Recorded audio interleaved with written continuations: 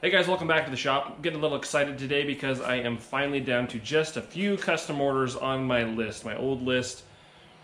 Finally getting down to where they'll be all completed, and I'm pretty excited about that. In the future, I'm going to be doing custom orders a little bit differently.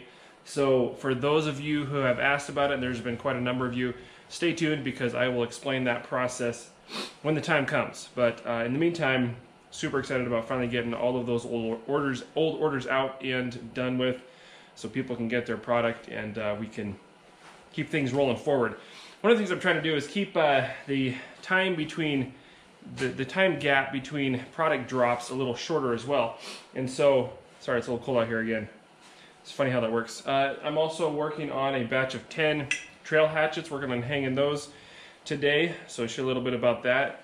Got some other knives in the works, of course, and things are trucking along. I've got the stock for a batch of carving hatchets, and pack axe is cut as well and ready to start forging on that.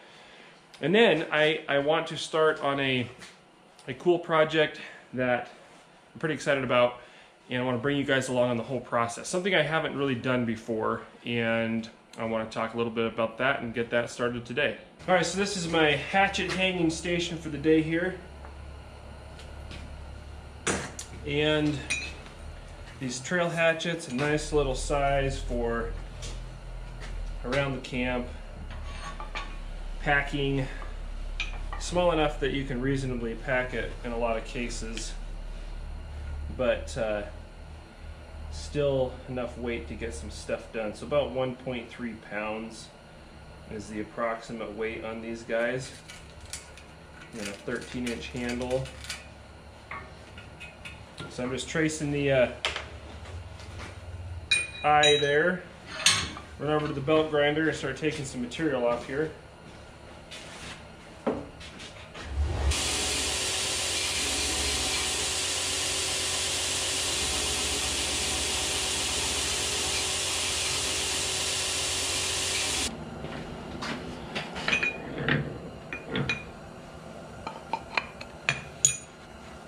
Check the preliminary fit on here. It's going to be not even really close yet.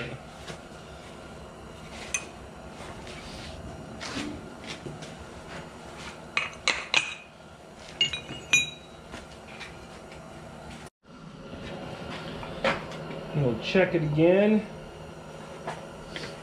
Sorry about the background noise of my heater, but it's a little chilly. It's supposed to warm up tomorrow again, so get back to some Texas-ish weather.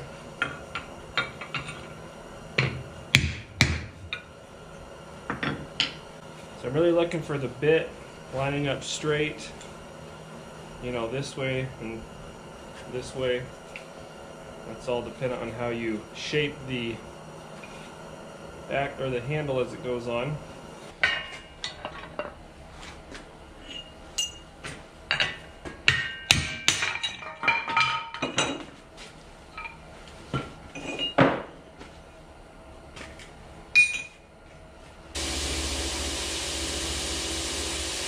One of the books I grew up reading is called The Woodsman and His Hatchet by Bud Chef Sr. He was a lifelong hunting guide and packer out of western Montana, Bob Marshall Wilderness, that sort of thing. And you know, before bushcraft was a big deal, and before this kind of stuff was real popular, guys like him had something to say about backcountry skills because that's what they've been doing their whole life. And that's what I was really interested in as a kid, and really enjoyed that book.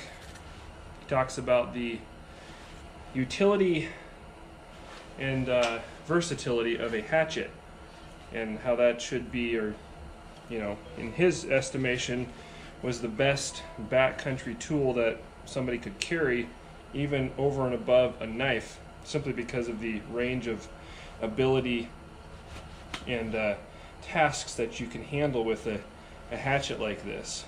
Something that's close to my heart, I guess, and something one reason I really enjoy building these, and I am excited to get back to being able to use them myself up in the woods. This is real close. I'm just going to take a little bit more off so I can sneak this down just a little bit farther. I don't want to force this on. I want it to go on pretty easy. Get to hammering on stuff too hard, you start cracking handles, and it doesn't need to be tight at this point. You know, once it's fit with a good consistent clearance all the way around, then once we wedge it up, it'll be tight, and that's when you want it to be tight. Before that, I don't want it to be you know, hammered in there, but I do want a nice, I don't want any gaps down here, so I want that to fit snugly.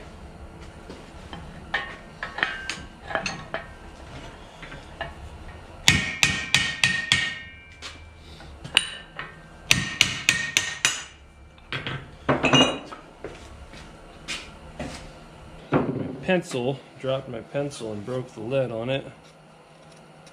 So just sharpen that up here. This turned into a test blade because, well, actually I've got a video on it kind of. I'm not sure if I'm going to finish it or not.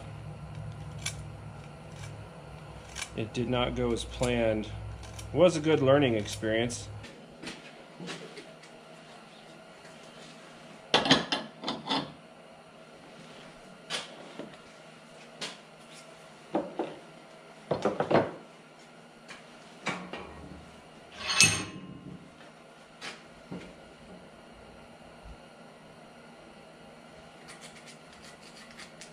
Alright, we've got these hatchets all halfway hung, I guess. They're all set on here how they're going to go, and obviously the handles need shaped up, the kerf needs cut. But before I do any of that, what I'm going to do next is grind the bevels on the bits here, on the blade. And there's a couple advantages to doing this as they're fit to the handle. One is that you've got a lot more to hold on to. It's a little easier to control it. One of the biggest advantages is that you can make sure that you're grinding the bevel to how it's supposed to line up with the handle. And when I don't have them on the handle, I will use my drift. I'll set that in there and look at where that bevel is sitting to make sure that it's in line with the eye. So that's important. So a couple advantages. One of the disadvantages is that you can kind of get some discoloration on the wood as you get the grinding dust mixed with water. It's not a huge deal, that'll sand off. So I'm going to do it this way this time, and it's a little safer to fit the axe head when you don't have an edge on it. So I'm going to take a break here, grab a fresh cup of coffee, and then we're going to talk about this new project that we'll be launching here. Alright guys, here's what I'm thinking. So EDC, Everyday Carry, that's what that stands for. Everyday Carry Knife. What is a perfect EDC knife? Well, I think one way you could state that is simply by saying whatever knife that you have on you, which means it's probably not going to be a big knife. How practical is it to carry a big knife around, and how practical are big knives for most tasks anyway? Not so much. They have their place, and they're neat, and they're fun, and they have their place. But most tasks, whether it's around the house, the homestead, or out in the woods, hunting, whatever, most tasks are going to be done with a sub 4-inch blade. And you know, that's something that's easier to carry too, instead of something larger. So in my opinion, that's kind of encompasses the EDC blade. So personally, I've been thinking about this on a personal level. I have a hard time with pocket knives. I grew up carrying a Swiss Army knife, one of the Boy Scout models my granddad gave me, and it was a little bit fatter, not the giant one of course, but it's about that thick. It had the main blade, the small blade, scissors, a saw. I think that's what it had in the main part, and then of course the Phillips head and the awl on the back. And I carried that thing around for years, used it a lot, and I used it for making just, you know, whatever I was working on at the time. And that was my favorite knife. I don't carry one anymore. I don't like a lot of stuff in my pockets. This is the one that I carry right here. And this is another one my granddad gave me, my grandparents gave me. Just a tiny little Swiss Army knife. Now obviously there's not much cutting ability to this, but this is the one I have in my pocket all the time, quite honestly. And then I have a Spyderco, just an inexpensive Spyderco knife, and I've had lots of different knives with pocket clips in the past, and I've carried those, but not for quite some time. But I started to carry one again recently, and I remembered why they don't work for me. Because every time I go past the kitchen counter or a table or whatever, that pocket clip catches on there. And if it doesn't pull the knife out of your pocket, it springs that clip open, and then it's basically useless at that point. And the only way to fix that is to get it off of the knife. So you can put the knife in your pocket, but again, that's just not my favorite thing. Those are my personal reasons why I don't carry a regular pocket knife anymore. Haven't for some time. And a lot of other people like to carry a fixed blade for EDC. Partly for some of those reasons. So instead of having it in your pocket, it's on your belt. It's more accessible, especially with winter clothing. It's going to be an overall stronger blade, most likely, if it's well made. And it's not in your pocket, which can be uncomfortable or, again, like I said, inaccessible at times. So, okay, great. We've got an idea of a small fixed blade knife that would be a great EDC. And I didn't come up with this idea, of course, and I'm not alone in this sentiment. But these are my thoughts behind it and why, part of why I'm pursuing this. So, I mentioned in the last video that whenever winter arrives, I get the itch to build some Puukos, you know, the Scandinavian style blades, and because it really just conjures images of like the North Woods, you know, the snow out there with the trees. I just love that. And so, you know, those cultures up there for hundreds and hundreds of years, they would use these types of knives, and they still do, and to some degree. And it's just something I really enjoy. So I have not made a batch of Puukos yet this year, but winter just kind of finally arrived here in the last several weeks here in West Texas. So I guess we're right on schedule. So this year, for my annual batch of Puukos, or whatever it has turned out to be, I'm not sure exactly, I'm thinking I want to build a batch of EDC-sized Puukos of a particular design, and it's not really completely original or anything like that, but I've seen design elements here, and I'm actually going to sketch it out for you guys. I don't normally sketch knives out, because I don't feel like I'm that great at it, and frankly, I enjoy building the knife from what's in my head. But this is a little different this time, and the reason is because I want to document this this batch of knives. I think I'm going to go ahead and number them. The only thing I've numbered to this point are hammers. Okay, so nothing to this point that I can remember has been serialized or numbered. But what I want to do on this batch is it's going to be special because I'm going to make them out of pattern welded Damascus steel. And so this is going to be a process. We're not going to finish this in 1 or 2 videos. We'll be doing other stuff as well in the shop here, obviously, and some other videos in between this. But we're going to start on this project, and at least most of them will be for sale. So I'm going to go ahead and sketch out what I'm thinking, and I'm going to talk about a little bit about the design and why I like the design. And it's, of course, subject to change as we go, but this is what I have in mind right now.